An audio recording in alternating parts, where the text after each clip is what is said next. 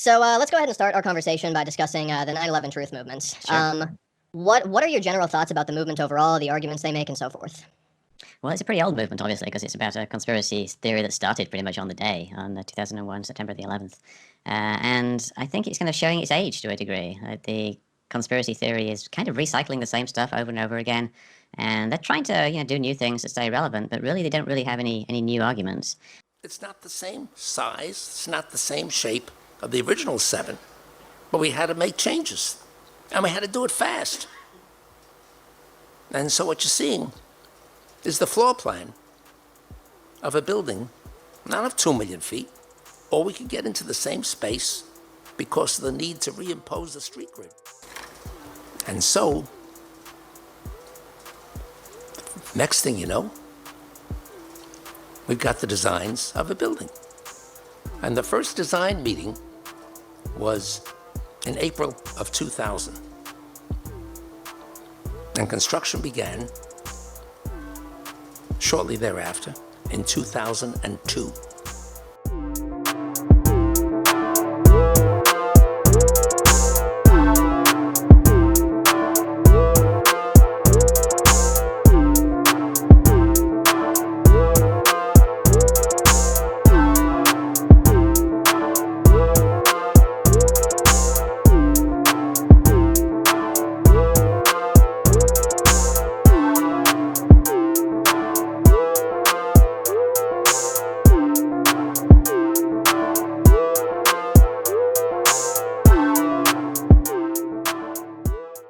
One other thing I like to point out about controlled demolitions versus the Twin Towers collapse is the complete lack of the systematic pattern of explosions you hear in actual controlled demolitions. Watch any demolition of a very large building, whether it's like a casino being brought down or whatever, and just before the collapse, it's not just like, oh, there was a boom like 2 minutes before that a firefighter reported or something like that, but it's like boom, boom, boom, boom, boom, boom, boom. It's like precisely timed, there's a pattern, unmistakably man-made, unmistakably there's, timers and charges going off. You simply don't see that with the collapse of the Twin Towers. We was in the explosion. We was in the lobby and the third explosion, the whole lobby collapsed on us. What was it like? What was it like? Horrible. It's like hell. You don't want to know. The whole building just collapsed on us inside the lobby. Was that a secondary explosion? Yes, it was. That was the planet probably? Yeah, definitely secondary explosion. Because we was inside waiting to go upstairs. And on our way upstairs, the whole fucking plane blew. And we just collapsed on everybody inside the lobby. Similar to the first tower coming down, secondary? I don't know about the first one, but I know the second one it was terrible. Then there was a third one too after that one. Third explosion after that? Yes, sir. Everybody was inside the building, waiting to go upstairs. And they just let loose. Everything just let loose inside the building. So what you told me is that there was a plane or whatever hit the building, then a secondary explosion. It was like 3 explosions after that. We came in after the fire. We came when the fire was going on already. We was in the staging area inside the building, waiting to go upstairs. Then they exploded. Then the whole lobby collapsed on the lobby inside. Pfeiffer was the first chief into the building.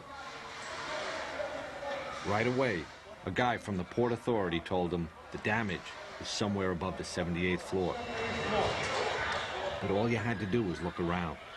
It was obvious. Something had happened right there in the lobby. You just saw that all the windows were blown out. The lobby looked like the plane hit the lobby. I'm on West Street, right out of the Brooklyn Battery Tunnel. And I was driving in, and I heard an enormous explosion. Then I heard another enormous explosion. All of a sudden, it sounded like, I don't know where the subway is, but it sounded like a subway collision, a bomb. And it was just pounding, boom, boom, boom. And I literally thought the subway had exploded, and all the cars were physically land on top of us. It was so loud. And did you see what happened? What happened? Well, I was in the PATH train, and there was a huge explosion sound. Everyone came out. Back up the stairs, are you crazy? So we continued down the stairs. We came outside in the lobby. There was no lobby. The lobby was totally gone. Did you see other people? There was a woman there with her face blown off. And as we were coming out, we passed the lobby. There was no lobby. So I believe the bomb hit the lobby first. And a couple of seconds, then the first plane hit. I think a bomb went off in the lobby first, then a plane hit the building. But then another plane hit the other building. But when I was coming through the doors on the other side of the Trade Center, either they blew the lobby up or something, because it blew the glass out of the doors and knocked us all down. And I got a smoke, and everything on me.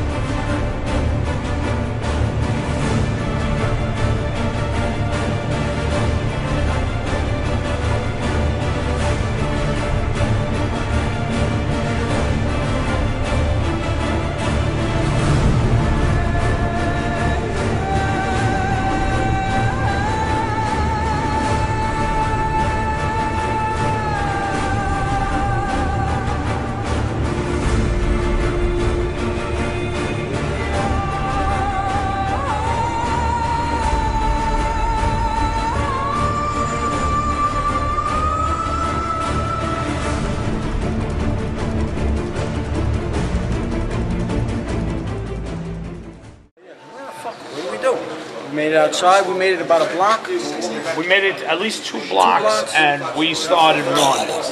Floor by floor, it started popping out. It was if they had detonated. Yeah, as if they were planned to take down a building. Boom, boom, boom, boom, boom, boom, boom, boom. All the way down. I was watching it and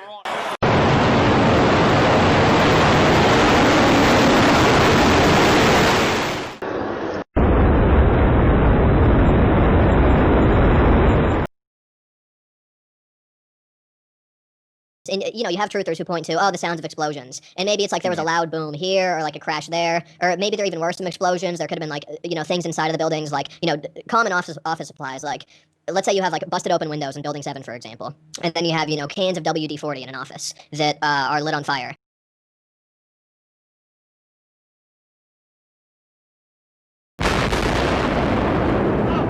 Right now. You gotta get back from here. You know that. You gotta get back. All right. All I can attest to is that by noon or 1 o'clock, they told us we had to move from that triage site up to Pace University, a little further away, because Building 7 was going to come down or being brought down. Did they actually use the word brought down, and who was it that was telling you this? The fire department. And they did use the word, we're going to have to bring it down. keep your eye on that building. It'll be coming down. The building is about to blow up. Move it back. All right, guys. Sorry. We are looking back. There's a building about to blow up. If you look at the temperatures in building fires and compare it against video footage of aluminum heated to those temperatures, you see that it can actually glow bright orange. And I don't see any testing results that show this is molten steel. All they're doing is just assuming it. Yeah, I think I would personally go with the burning log hypothesis myself. I think that the temperatures involved and the fact that it was in daylight isn't really like commensurate with glowing aluminum. But you know, aluminum does glow if you heat it hot enough. But I think here it is probably more likely, like Nis say, that it is actually this debris. But yeah, people say, why was molten iron or molten steel found at the World Trade Center site? And like you said, it wasn't. There's no evidence whatsoever that there was any molten steel at the World Trade Center site. But then, about 7 minutes before its final destruction, almost an hour after the plane hit, molten metal was seen coming out of the northeast corner near the 80th floor. The red-yellow metal poured from the tower along with a shower of sparks, and looked like steel in a foundry. And there were many eyewitnesses that described molten steel. Molten steel. It's molten steel that was being dug out. Underground fires smoldered for months, fed by molten steel. Molten steel. Molten steel running down the channel rails. Like you're in a foundry. Yeah, like lava. Like lava. It looks like a volcano went off, not a bomb. There's ash knee deep. It's the craziest thing you've ever seen, and the American public needs to see it. They need to see what has been done to this country. Not a bomb. It looks like a volcano one. This is like watching the collapse of an active volcano. Like lava. Like lava.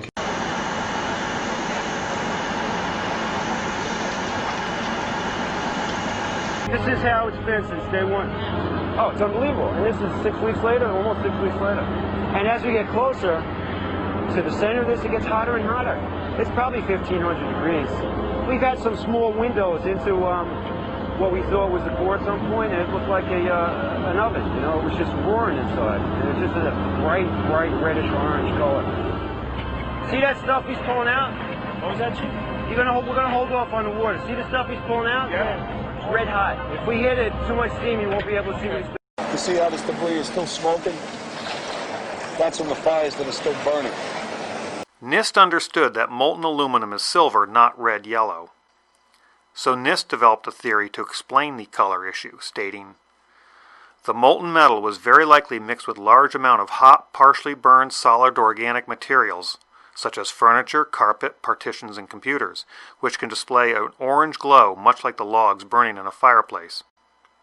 But there's a problem. Office materials like furniture, carpet, partitions, and computers are less dense and won't mix.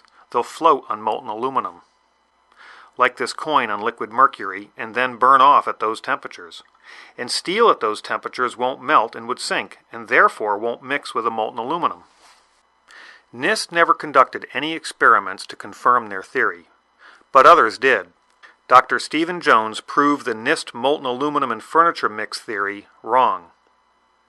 Then, an independent peer-reviewed report was published which found explosive red-gray chips all through the dust and positively identified as nanothermite or superthermite.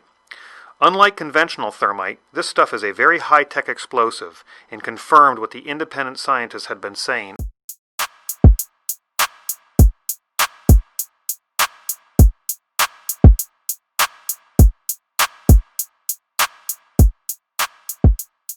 But yeah, I think again, basically people have these very simplistic understandings, and they use these simple arguments, and you kind of have to start there, and then just try to introduce new stuff as gradually as possible, and to show them, what really happened. You're having to create additional layers of explanation to explain away a lack of evidence for something that there wasn't evidence for in the first place. So you're getting this convoluted layer upon layer of explanation that isn't necessary when you've got a perfectly simple explanation, which is that the building was hit by a plane, it caught on fire, the fire insulation was knocked off the columns, the fires heated the columns and the beams and pulled in the outside, and it collapsed. It's not that complicated. And if you just reject the simple explanation, then you're going to have to just basically invent a ridiculous explanation.